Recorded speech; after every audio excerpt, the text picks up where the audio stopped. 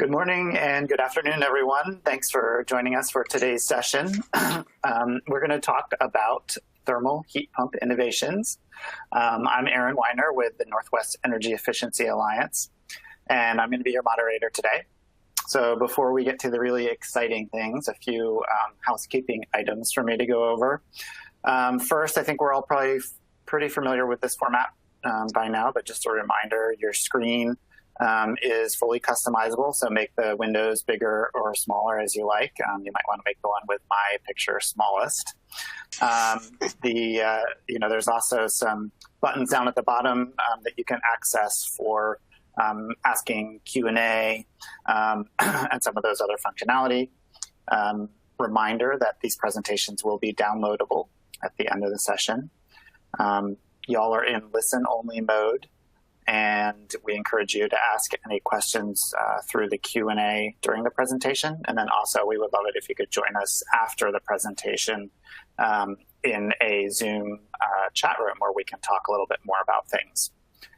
Other than that, everything, as I said, is going to be available for on-demand viewing within a few days on this platform.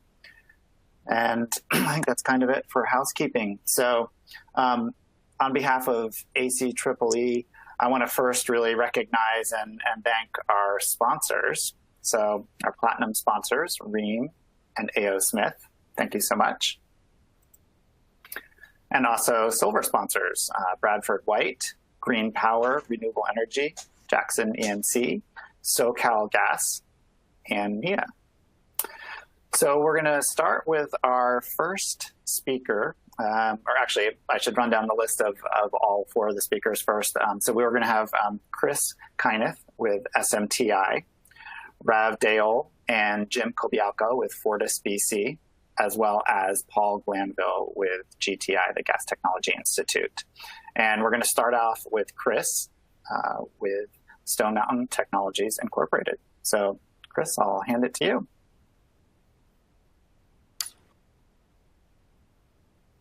All right, well, thank you, Aaron, and thank you for everyone for attending this session. My presentation is going to be on residential gas-fired heat pumps for Combi systems, design and demonstration results.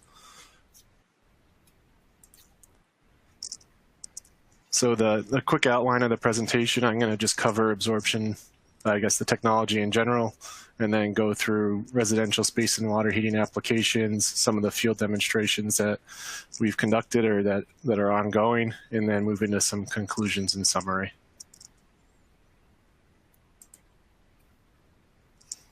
So broad overview of the technology, it's a gas-fired absorption heat pump. So we're combusting a fuel source and using that as a primary energy input into the system. So we're getting about 1 unit of fuel or 1 unit of energy in through that source. And then in addition to that, we're taking about 0.4 units of energy from the ambient.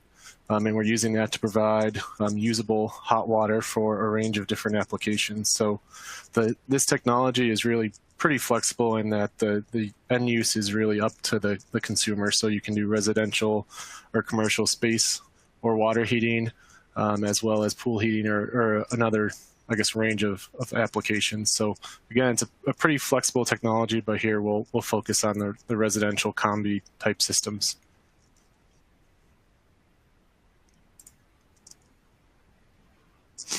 So without digging into the thermodynamic cycle too much, I just wanted to give a quick overview of ammonia water absorption heat pumps. This presentation and all the remaining presentations will also cover a similar, if not the same, technology. So an absorption heat pump consists of a series of heat exchangers. This specific cycle there's 7 heat exchangers, as well as a small solution pump that circulates an ammonia water mixture, and then expansion devices, one actively controlling your refrigerant flow, and then one that's more of a fixed orifice type restriction. So I don't have a pointer here on the screen, but we have a solution loop, which is the solid line, where you're circulating that ammonia water solution. In the generator, or desorber, which is in the top right, in the red is where you're adding your high temperature heat, and you're generating your ammonia refrigerant.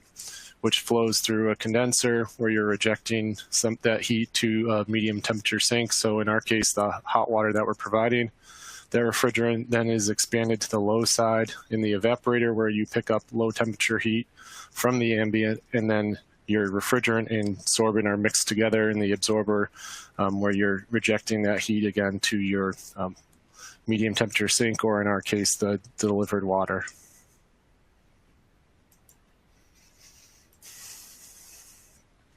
So this slide specifically presents some details on the gas absorption heat pump technology being developed by SMTI.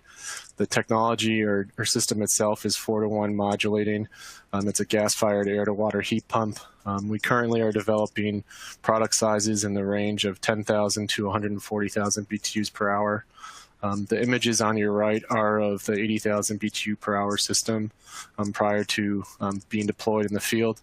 And then generally speaking, the models above 20,000 BTUs per hour are installed outdoors. So in terms of venting, the unit's all outdoors. And then these systems have actually been demonstrated to be SCAQMD NOx compliant. Paul's presentation later will touch on some of this for a specific installation in California where the unit had to be certified, or the prototypes had to be certified before installation. And then we're using ammonia as a refrigerant, which has a 0 GWP and ODP potential.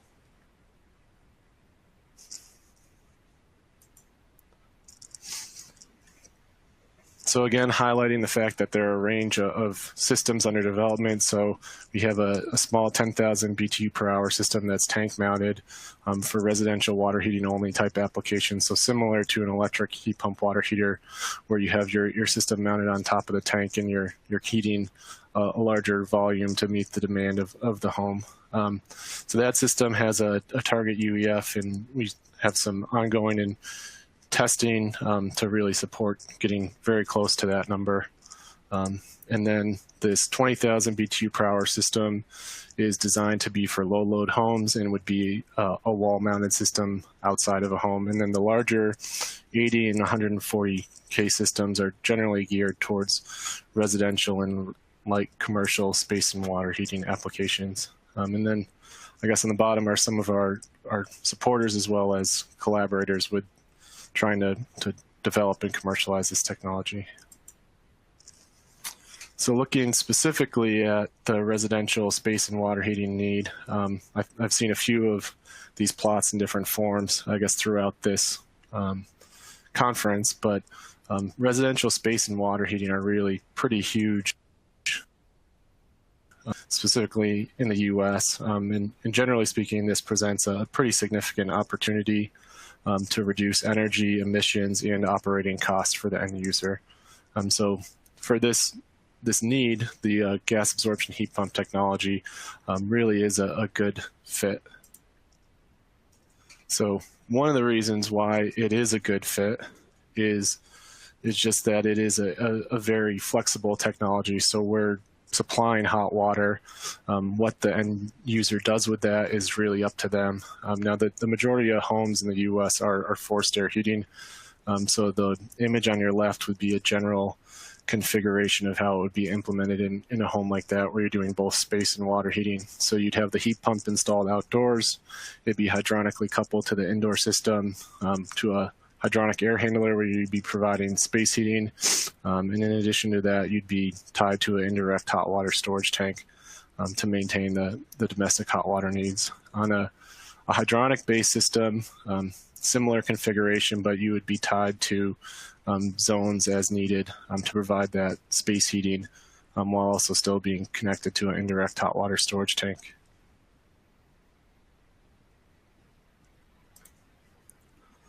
So we're going to shift to look at some actual installations. So this is the first Combi demonstration or installation that we had. So at this point, the installation is actually over 4 years old. The unit itself has over 5,000 hours of operation on it. And it replaced a 80,000 BTU per hour, 90% furnace and a 50-gallon electric water heater. So this specific installation has all SMTI controls. It's using the 4-to-1 modulating 80,000 BTU per hour unit. And it really served as a platform for us to hone the system design and controls for this and really dial in overall system operation. So this unit continues to operate, and all the feedback that we've gotten from the homeowners is that they really love the product and the comfort that it's providing for them.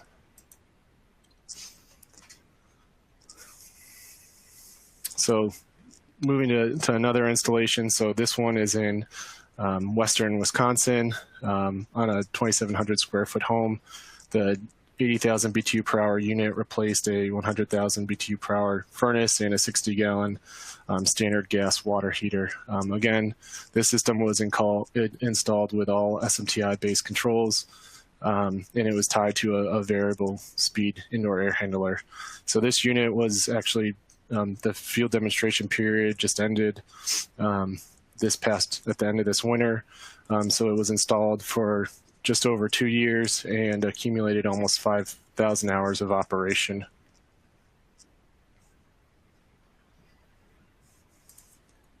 So I apologize that these plots are probably a little bit hard to see. So hopefully those who are interested can download the PDF and take a closer look. But essentially this is showing operation of the system from when it was installed through the end of 2019 and into 2020. And so the numbers being plotted here are the daily COP, and certainly there is some scatter, but the big takeaway here is that the heat pump offered a net therm savings of 38% versus the site's condensing furnace and standard gas water heater. And then if you want to look specifically at just domestic hot water in the summer where you have no heating load, the system is offering a 50% therm saving, assuming an average of 75 gallons per day.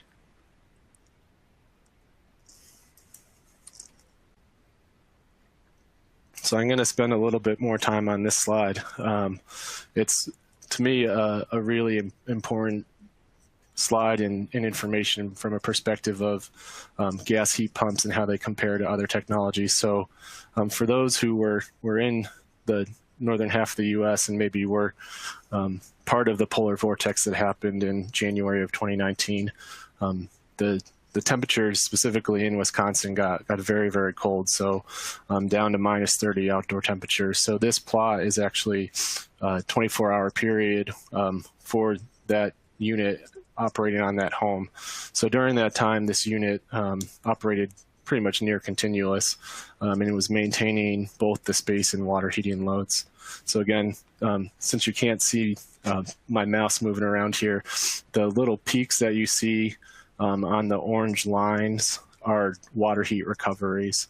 So the unit's shifting between doing space heating and water heating, all while the outdoor temperature for this specific day, the plot's in Celsius, but it's from 5 to minus 22 degrees Fahrenheit. And as the day goes on and we shift to colder temperatures, the unit is running at higher firing rates. And then looking at specifically the domestic hot water delivered temperatures, you can see the red triangles on the plot are the delivered hot water. So the unit is not only maintaining comfort in the home when it's minus 20, minus 30 degrees out, but it's also delivering water at temperatures above 120. And that's just based on where the homeowner's set point was. So to me, this is a really, really powerful and impactful plot in terms of the discussion of backup heat needed for heat pump technologies. So a gas absorption heat pump benefits in that if the outdoor temperature is extremely cold and the evaporator load goes to zero, it still is able to provide heat, and essentially its efficiency reduces to that of a condensing boiler or furnace.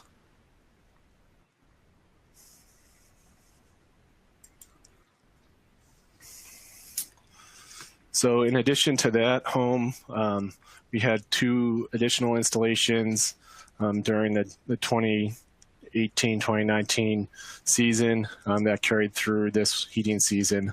One of those was a Combi installation, so I'm only going to focus on that specific one. So the 80,000 BTU per hour system replaced a 100,000 BTU per hour 90% furnace and a 40-gallon standard hot water heater. One of the big, I guess, differences between this system and the prior ones is that the overall system controls were shifted to our OEM partner, and so there's some things that we'll talk about on the next slide as to how important controls are. But otherwise, the equipment itself is the same. And so this unit was installed for over a year and had over 1,500 hours of operation.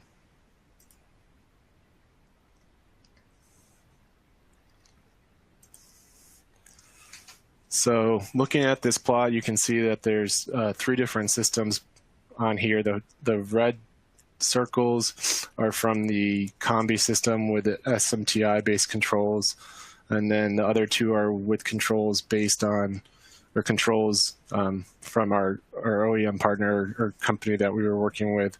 And you can see they're all installed in the same area of Wisconsin. And generally, this plot is showing that the controls are just as important as the hardware. So you can have a high-end, high-efficiency piece of equipment, but if it doesn't integrate well or isn't controlled well in the system, it's not gonna meet expectations for both the homeowner and everyone involved. So I think there's been other presentations kind of highlighting stuff like this that you really need to figure out and partner in how this is going to be installed and how it's going to operate, because there are challenges beyond just getting an efficiency number for a piece of equipment.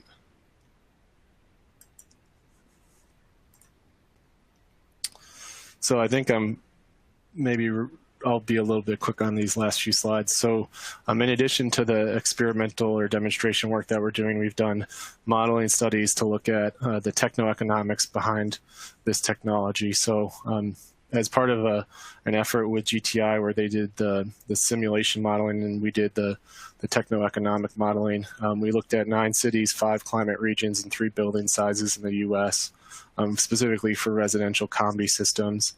And the outcomes of that modeling showed essentially that the gas heat pumps offer significant natural gas operating cost and a carbon emission savings in comparison with the gas technology specific for the natural gas, and then all technologies, including cold climate heat pumps, for operating cost savings and carbon emission savings.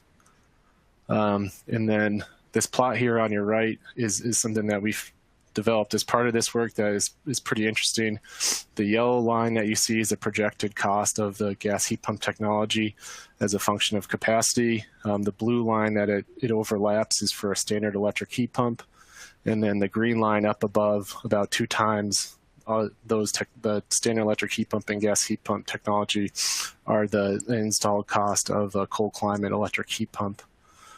So trying to target a cost-effective system will be critical in getting people to transition from standard technologies to heat pump technologies. So in addition to those sites, we had 3 more sites installed in Chicago, as well as 1 in Toronto that are currently ongoing. They went through this past winter, and the plan currently is to go through this next winter. So with that, I will wrap things up. So I guess kind of the big takeaways are that the absorption heat pump technology is really a good fit for heating applications, space and water heating, and in cold climates. For water heating, it can extend beyond that, as I think Paul's presentation will touch on. They perform well in extreme cold ambience and don't need backup heating, which is also important for the end user. They offer significant energy, operating costs, and emission savings when compared to the other technologies that are out there. So I think there's a lot of potential for this technology, and SMTI in general is hoping to have a product in the market here in the next year or 2, or next few years. Great. Thank you so much, Chris. I do see some questions that came in, specifically a lot of interest on the controls, so we'll get to those at the end or in the chat session. I did also want to apologize. I think I was so excited to get moving on the presentations that I neglected to do an intro to Chris. So I'll do that briefly, and then I'll introduce our next two speakers. So Chris, who we just heard from SMTI, is the Director of Engineering there. And they are based in Johnson City, Tennessee. So he's been focused on the development of this technology, the ammonia water absorption based heat pump systems for both residential and commercial applications. So he's been there for over 4.5 years, over 10 years research and development experience related to this stuff. So as you could see, he knows what he's talking about. And again, my apologies for not doing that introduction at the beginning. So moving to our next two presenters, we're going to hear from Rav Dale with Fortis, as well as Jim Kobialko. So Rav has been with Fortis for a few years, and his role is to help really plan and execute pilot projects. So he's got an engineering background and facility and buildings as well. So he helps out with the M&V on pilots and provides technical support as needed. And then we're also going to hear from Jim Kobialko. So Jim is a program manager for the innovative technologies projects at Fortis. And so Fortis, as you may or may not know, it's a combined electric and gas utility serving over 1 million customers across British Columbia up in Canada. Jim's been there for over 10 years and works to evaluate natural gas DSM technologies that could directly or indirectly result in significant reductions of energy use within Fortis's service territory. So Rav and Jim, I will turn it over to you guys. All right. Thank you, Aaron, and hello, everybody. Again, my name is Jim Kobialko, and today we're going to be presenting some of the interim results of our gas absorption heat pump pilot, specifically for commercial application, domestic hot water. Along with me, co-presenting is Rav Dale. So I'll be talking a little bit about the why we're doing gas heat pump evaluation, what's the kind of main reasons, the main drivers from a utility perspective, and talk a little bit about the timeline of the pilot, and then I'll pass it over to Rav, who will chat about the M&V plan and some of the site requirements. And then we'll end off some of the interim evaluation results. We did some contractor surveys as well as energy savings evaluation. All right, so let's get started here. Back in 2017, we conducted a pre-feasibility study to assess the market opportunity for gas technologies. So you're from your service territory, you're probably wondering, okay, well, gas heat pumps, how big is it? Is it a significant opportunity? And what we did is we identified that it is significant and it actually could be cost effective and pass the total resource cost analysis. Further to the opportunity and that it can be cost effective, there's also a pan-Canadian framework with aspirational goals serving that requires that by 2035, all space and water heating equipment for both residential and commercial applications will be required to have efficiencies beyond 100%. So that set the priority for us to start looking to these technologies and seeing what we can do to play a role to support the adoption and commercialization. So at the end of the day, on the commercial side, there are gas heat pumps available that you can purchase. One being the Rover, which is what we conducted the pilot on. We conducted the pilot on the Rover GAHP-A model. But there's other commercial gas heat pumps available. On the residential side, there's not that many. That is where SMTI came in the previous presentation, and there are others like Thermolift and Boost Heat that are approaching commercialization. So this pilot that we did is focused on commercial domestic hot water, and I'll just get into the next slide here to talk about the overall objectives of it.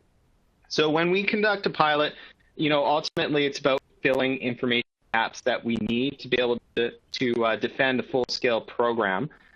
of those gaps are, what are the actual energy savings? So Rober, they have claimed savings and COPs of the unit of 1.3, so over 100% efficiency, which is great, especially since we're trying to look at technologies that achieve efficiencies over 100%. We also need to understand what is the overall customer acceptance and whether there's any installation issues with respect to this system.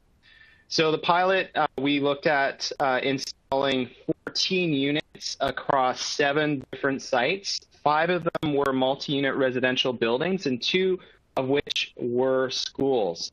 And then at the end of the day, our main goal, what success looks like for us, is to be able to take those results, transition it to our program team, and hopefully we can defend a full-scale rebate program. So that's what success is for us. All right, so then overall pilot timeline, I mentioned earlier, so unfortunately, we were hoping to get the final results in time for this presentation, but as everyone knows, there's that pandemic that's out there that's causing delays in managing projects, and some of the delays impacted this project specifically with respect to on-site M&V assessments. So we actually had to push out the timelines a little bit. So as you can see, we started recruitment, gathering participation January to May of 2019. We did a lot of the design work from June to September. The M&V from October 2019 to 2020. And we got the winter results in just this month. We're still trying to clean up some final numbers. And then we're going to expand the M&V over the summer of October 2020, and we'll get better results at that time to share with folks if interested.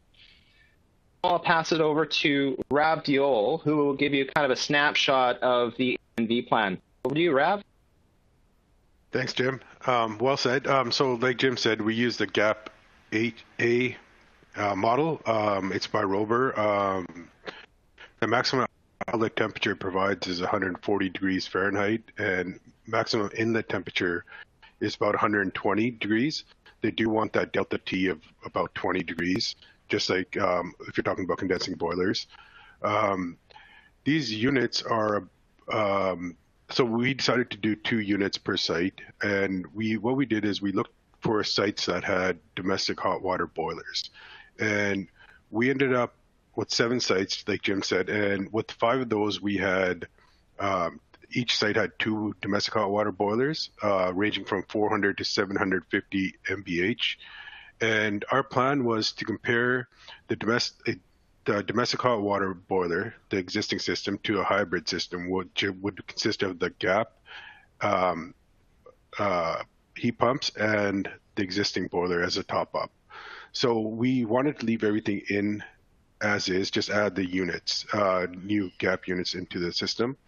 And whenever we needed that extra boost or extra heat, we just used the existing boiler to top it up. And for this, we did the IPMVP option A, the International Performance Measurement and Verification Protocol. And again, like Jim said, we had to split it up into 2 phases now. The winter cycle was supposed to be 24 weeks till April, but with COVID, we had to do cut it short a little bit. I think we cut it off at March. So we had planned on doing week on, week off, and that's what we did for the winter portion. And in the summer, we're thinking of changing it to bi-weekly. So, leave the existing system on for 2 weeks, and then put in the hybrid system, turn the hybrid system on for another 2 weeks. So here's our sample. It's a typical M&V plan that we had. As you can see on the screen, we measured the input gas for the boilers and for the GAP units, as well as we had temperature probes on the supply and feeders, feed water, as well as flow meters. We had 2 Campbell Scientific data loggers on each site. So we wanted to get the COP of just the GAP units, as well as the overall system efficiency as well.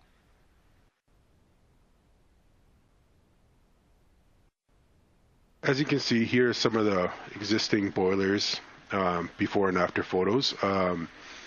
These units weigh about 800 pounds. They're 33 by 48 and about 50 inches high. So what we had to do is we had to get these craned to 6 of the 7 sites.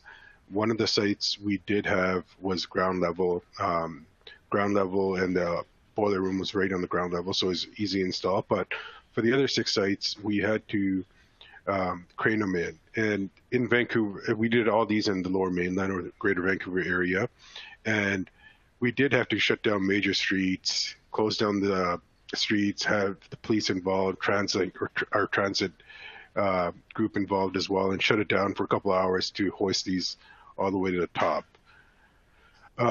As you can see on the right, installation of GAP units on the roof. We did have installation. This is just before the installation went in. So if you're wondering why is there no installation on the pipes, we did put installation in after.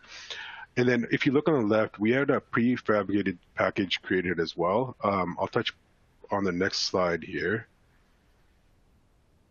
So we were trying to keep everything as consistent as possible. So we had 2 GAP units on each site, as well as we had this, our implementation contractor had helped create this skid package.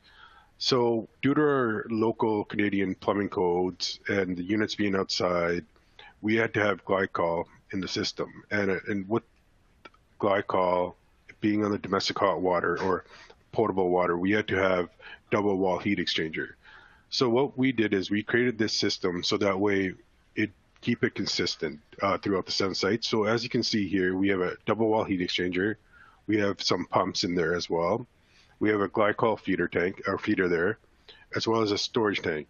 The storage tank was 80 gallons. This was fed directly from the GAP units, and then we did have the boilers help top it up as well, the existing boilers. As you can see, there were other valves as well. Again, they're right in the middle of the screen there. So that, I guess we could jump to the next thing is contractor feedback. It was very positive. So one of the big concerns we had initially was ammonia. About a few years ago in Fernie, BC, we had a leak at an ice rink, and it was hundreds of pounds of ammonia was released, and 3 people died. And due to that, and ammonia being in the news, a lot of the customers that we were talking to, they had concerns about the GAP units just because they had an ammonia water solution as a refrigerant, and they were worried about the ammonia. They're like, and they weren't sure like amount of pounds or like what happened in Fernie. They just know that people died, so they were really concerned about that. And this is a shout out to Rover, which helped ease concerns. They had full training on ammonia. They showed us how there's only 15 pounds of ammonia in the system. It is a self-contained system, closed loop system. So that helped ease a lot of concerns, especially with the school districts. Having children in the schools, they were really concerned with ammonia leaks. And the other note that we mentioned is that these units were located on the outside. So if there did happen to be a leak, which is very rare, it would just dissipate into the air. The second concern initially was installation on roof. A lot of the contractors were concerned about, structural assessment. The customers were concerned about it as well. These units weigh 800 pounds, so they're not like big makeup air units or rooftop units. They don't weigh as much. But just to ease concerns, we did do structural assessments as well prior to installation. But again, ground level installation near the boiler room is preferable. That way you're not doing any craning, you're not doing any structural assessments, which add to the cost. Another big thing with the contractors was maintenance. They were unfamiliar with the system, so they weren't sure what maintenance was required. And this is another great thing that Rober did is they came out to our site in Fortis, BC, here in Surrey, BC. We do have an older Rober unit on site that we had installed years ago. So they came out, the contractors all came out. I think we had 4 different contractors. The customers came out, and we went through the maintenance procedures as well. So, the maintenance that these units require are basic, like AC units. You need your fins cleaned out. Just use water pressure there. They do have some pumps that you want to. They have one pump in the system that you want to check. You want to check the belts. You want to check the electrical connections. So after the training that Rover went through with the contractors felt very confident, and a lot of them came back to us and were like, "Oh, this is like just like installing an AC unit. We thought it'd be a lot more complicated." So this is great. And then I see SMTI, same installation, very similar installation. So contractors would be very comfortable doing this. The other, when we started this pilot, it was resources and parts. There was no local distributor here in the Lower Mainland. So we had to deal with manufacturer directly in Indiana. So they were kind of worried about that. But as the pilot progressed, we did have a local distributor here. So they had resources and parts, and we did have to replace one or two parts, and it was like next day shipping or overnight. So it was done well.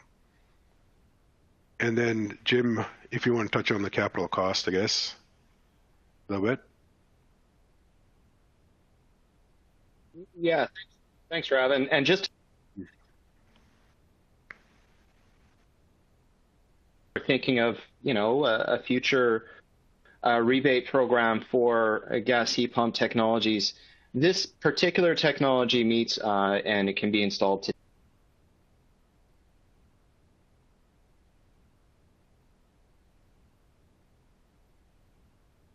Barriers that people perceive to live with these particular heat pumps is the cost, but also contractor awareness. And we recommend that if you would have some sort of training or education or some sort of effort from the utility, just to let folks know about this unit. And what was interesting in the pilot is we actually surveyed the contractors before the install and surveyed them after. And as Rab mentioned, their biggest concerns at the beginning were, what is the maintenance? I don't want to be, fixing this system all the time on site. Similar to some experience we've heard with other types of heat pumps.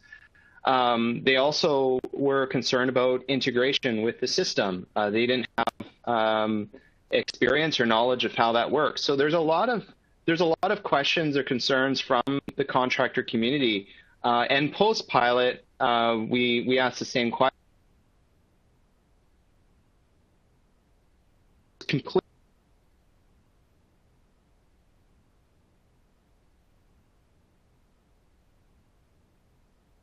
About ammonia, their concerns about condensate, their concerns about integration, their concerns about maintenance were all alleviated. This system is a plug-and-play install.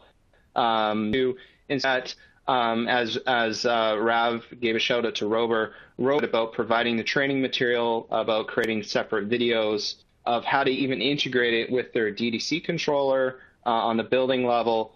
They did a great job. So if you are considering a utility program or incentive program, which I do strongly recommend utilities do consider kind of a rebate program for commercial gas heat pumps, I strongly recommend some sort of effort on contractor awareness. With respect to capital costs compared to the boiler, so at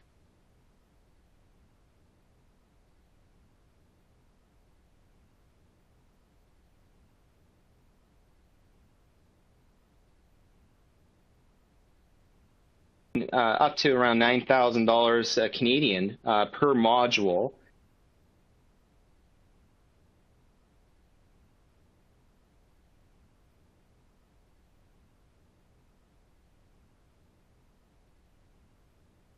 For the system was the installation and the companion pieces. Obviously, training was a significant cost. As Rab alluded to, he showed some pictures earlier, we actually had to shut down some busy streets. What is interesting is module by 1.5 inches, maybe 2 inches. You can fit it in elevators and avoid the $15,000 cost of training. So we shared that feedback with Rover. They're open to figuring out ways to make it a little bit more cost affordable for folks. There's also opportunity to look at more of like a skid package or a packaged approach for companion pieces that are needed as part of the install. So there's a lot of things that you can do, and from a utility perspective, when you're trying to figure out incremental cost and all of those types of things, there's opportunities to reduce the incremental because you might not need boilers anymore. So you're avoiding of a secondary boiler in the system. That actually reduces the overall incremental cost calculation. So there's a lot of opportunity here. We feel, and we also ask the question for contractors, do they anticipate the price to drop over time as their familiarity of the installs increase? And the answer is yes. You can also do sensitivity tests on reducing the overall install cost over time. So there's things you can work on to figure out the metrics you need to defend a full-scale program. All right, so in terms of... Our last slide, yeah, I think we should wrap it up pretty quick here. Just wrap it up. Evaluation, in a nutshell, the rated efficiency of the system was 1.3. The measured pilot efficiency so far, given its interim results, was 1.09. One of the things to mention is there are certain things we're looking into in terms of next steps, and that is efficiency penalties. And that some of them are this glycol. It has an efficiency penalty of about 5%. Short cycling of the backup boiler was occurring that reduced the overall system efficiency, as well as right sizing needs to be looked into. So those are all the different things that we're going to be looking at. I did touch on costs a little bit, customer acceptance and target audience. Again, primarily these are buildings that have continual domestic hot water load are the best candidates for this particular gas heat pump technology. And lastly, manufacturer support has been fantastic. They continue to support the market. And if you have a particular request in terms of driving contractor awareness or education, they're definitely at the table in terms of whatever they need to do to do webinars, materials, videos, and those types of things. I know, Rav, I'm kind of speeding up on the domestic hot water profile and right sizing. Did you want to add to that? Yeah, I just wanted to add, so the existing boilers were 80% efficiency, rated, the nameplate rating was 80%. And in real life, we know it'd be a lot lower than that. When we did use it as a backup, due to the intermittent loading or short cycling, as well as the actual load, we had to, the system efficiencies were a lot lower. So we're looking at right sizing. We're thinking of adding a new Ream or A.O. Smith tankless water heater just to do that top up. But we get into that more later on when we have the final results. But okay, I guess back to you, Aaron. Sorry.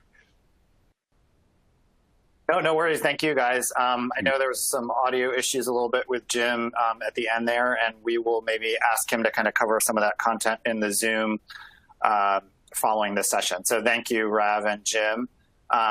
We are going to transition to our next presenter, Professor Paul Glanville, who's the R&D manager at Gas Technology Institute for the last 11 years in the Building Energy Efficiency Group. And Paul leads a team of engineers and scientists who are focused on end-use equipment, RD&D. His background in mechanical engineering at UC Davis, as well as University of Washington. So Paul, handing it to you.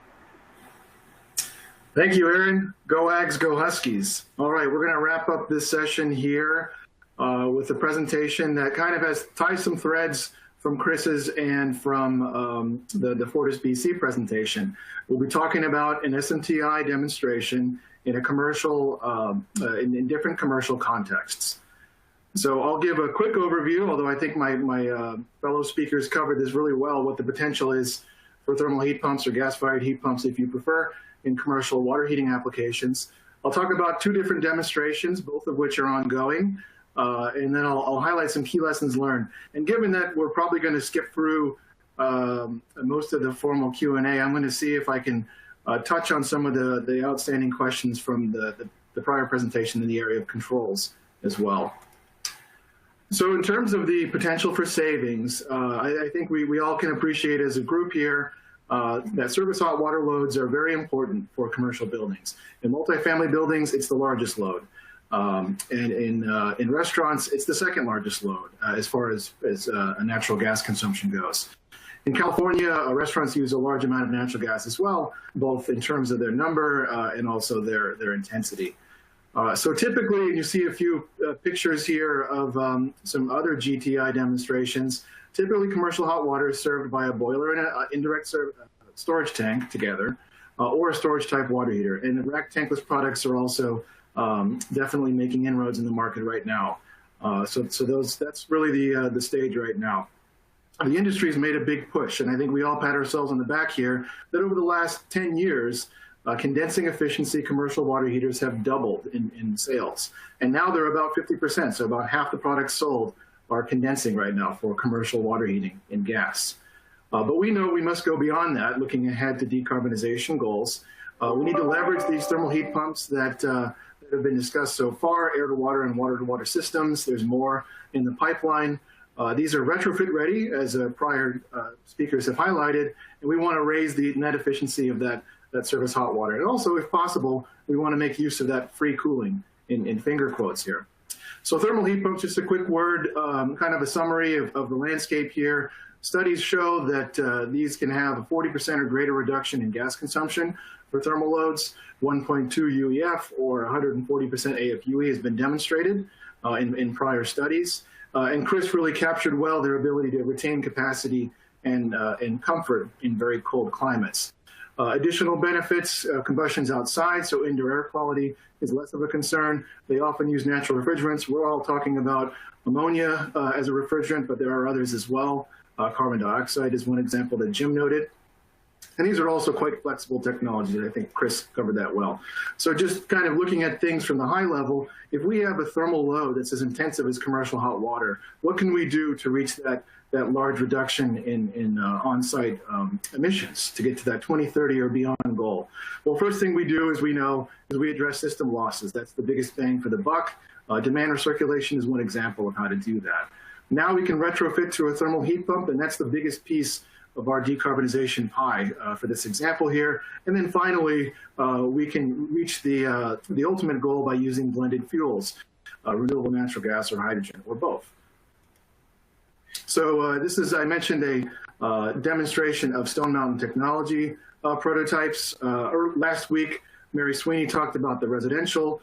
Chris touched on the whole house Combi systems and also a low load as well.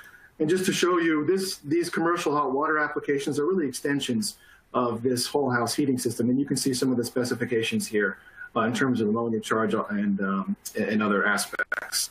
Chris also highlighted that for this particular project in Los Angeles, we had to seek ultra low NOx certification, which we did for the restaurant pilot. So now let's go give a quick overview of these two demonstrations. One is a multifamily building here in the Chicago area, where I'm based.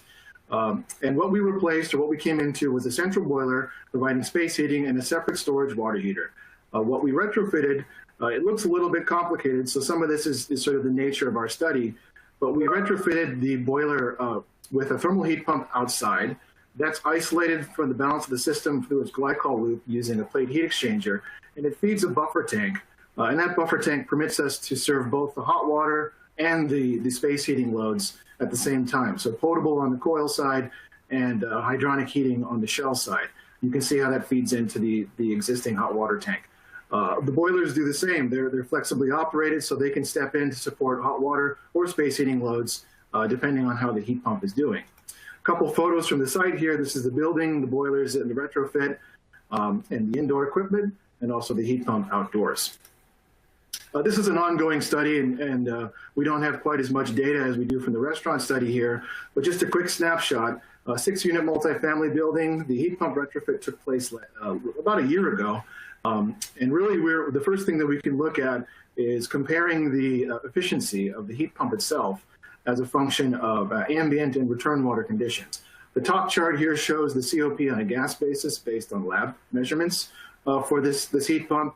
And below is a chart that gives sort of a comparison where the heat pump at the multifamily building, this is a great case study here. It operated for nearly 2 weeks continuously without turning off, covering a wide range of outdoor conditions from high teens all the way up to mid-60s Fahrenheit. Most of the time we're above 125 degrees return. And what you see here is that the COP measured in the field site is very comparable to that of the red dots in the top chart. We've had a mild winter here for those of you in the Midwest, so that's unfortunate from a field test standpoint. But as Chris noted, we hope to continue monitoring this site in addition to the residential sites through the coming winter. Generally seamless operation between the boiler and the heat pump, which is nice, offers that flexibility and that peak heating, so comfort is not a loss for the tenants, and we'll continue to report on the results here. For the restaurants, I won't spend too much time on this. We've covered this in previous hot water forums, but the idea here is that most restaurants have redundant water heaters indoors. They have a year-round internal heat gain. Several studies have shown that that's the case even in mild climates. So if we can retrofit the system to add a heat pump to help or preheat the water going into those tanks, and also providing cooling to the kitchen area, we can actually do waste heat recovery. We're taking that waste heat from the kitchen, we're putting it into the tanks, and then depending on the site, we can displace a lot of those therms that would otherwise be concerned by those water heaters. 40% reduction is possible, 20% displacing of air conditioning power as well. This unit's outdoor on a skid, just some photos from the two sites here. These are two restaurants in Los Angeles. Indoor equipment shown there. Outdoor equipment as well. These had to have anti-vandalism cages, which in one site turned out to be helpful. We're also monitoring the indoor coil as well and the rooftop equipment to see if the HVAC are responding to that free cooling. It's worth highlighting that the outdoor skid is really more a feature of this pilot. We have to remove that at the end of the study. So under normal circumstances, only the heat pump would be outdoors or on the rooftop. Just a quick snapshot of the data so far. This is a project funded by the state of California, so we'll have a full report out later this year. First thing I'll draw your attention to are the draw patterns on the right-hand side. These are gallons per hour draw over the baseline period. It's about 7 months of data collected on both sites. Top chart is for a 24-hour diner, so that restaurant is humming along all day, about 3,000 to 4,000 gallons per day for peak. The lower side is a full-service restaurant, much more regimented in its hot water use, but a lot more as well, nearly 5,000 on average and about 6,500 as a peak. So this gave us a nice range and a lot of runtime as well. Heat pumps were installed in the beginning of last year, and over a 12-month period operated between 4,000 to 5,000 hours at each site. So really a great case study for this particular technology. In general, the heat pumps carry about 40 to 90% of the load. The lower chart on the lower left-hand side shows you for every day at both of the sites what fraction of the hot water is the heat pump supplying, and that's obviously a function on the horizontal axis of what the total hot water load is. What you see, given that the systems, the heat pumps are the same size, is a nice curve that starts to form. And while you might think that being on the higher on the vertical axis is good, with the heat pump providing most of the output, from an economic standpoint, you'd actually be wrong, and I'll talk about that later on. But again, just like the other site, frequent spans of 24-hour operation, and there were calls for free cooling year-round at both sites per hour measurements.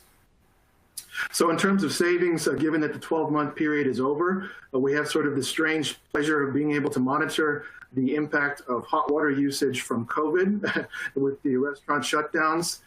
So luckily for us, our 12-month period ended in March, so we got a nice period for the heat pump. So with site one, using the input-output procedure shown below, we can calculate the savings for the heat pump itself and also the system overall, including the indoor water heaters as well that it's supplementing. If you look at the system or the heat pump on the right-hand chart there, you can see if we include cooling or if we don't include cooling for 5,000 gallons a day, which is not out of the question, you can have a site COP of 1.7 or 1.4, which is consistent with the lab study. And what this translates to, even with California rates, is a 1 to 2 year simple payback when we include the electricity consumption saved from the pre-cooling, but also the incremental power consumed by the pumps and the fan coil and the heat pump itself. So which tends to be about 20 to 25 kilowatt hours per day. So some key lessons here I'll leave you with as we're wrapping up both of these studies. Sizing the heat pump is not a trivial task, and it's very important to have some sense of how the load behaves to maximize your savings. These are similar, somewhat complicated charts that Chris showed earlier. What I'll draw your attention to is that for Site 1, a 24-hour diner, you can see the system's modulating there. The yellow line towards the bottom is firing rate, and as it's ramping up and down the heat pump with 4-to-1 modulation, its COP towards the top in purple is fluctuating as well. Contrast that to Site 2, the larger site, in terms of consumption. The heat pump is flat out. That yellow line is straight. It's at full blast the whole day. And the COP in purple is floating above and close to its rated efficiency based on lab testing. So really 40 to 70% of the peak load is how you want to size that heat pump.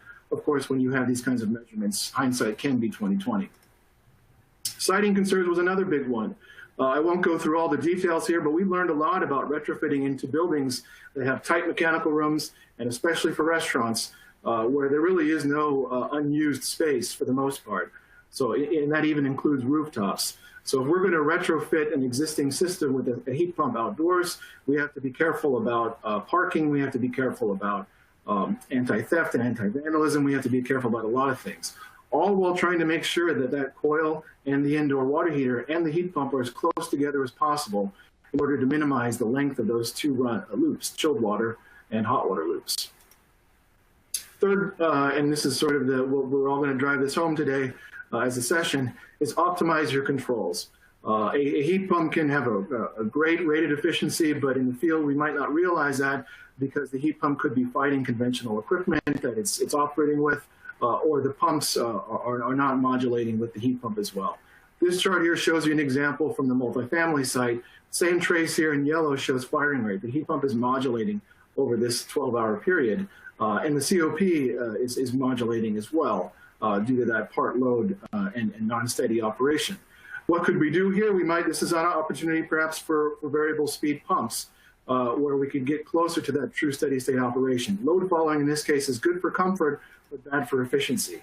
We need to consider the impact of preheating condensing equipment as well, something we haven't quite touched on in this presentation.